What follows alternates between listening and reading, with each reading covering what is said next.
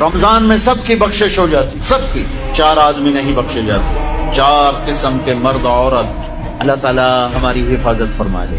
کسی بھائی میں یہ عیب ہے، ابھی سن کے توبہ کر لینا، مستقل شراب پینے والا، رمضان میں بخشش۔ ماں باپ کا نافرمان، ماں باپ کے نافرمان کے لیے تو میرے نبی نے کہا کہ اللہ ہر گناہ کی سزا موت کے بعد دے گا۔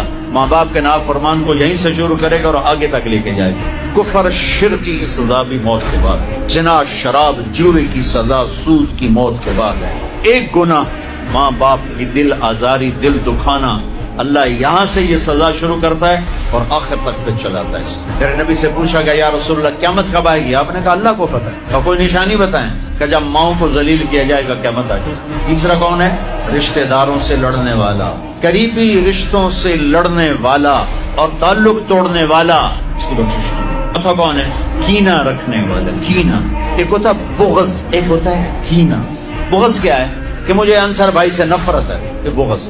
اور کینہ کیا ہے؟ کہ میں ان کو نقصان پہنچانا چاہتا ہوں۔ تو یہ 4 برائیاں معاف نہیں ہیں۔ ہاں کوئی توبہ کرے تو سب معاف ہوگا، سب معاف ہوگا، سب معاف ہوگا۔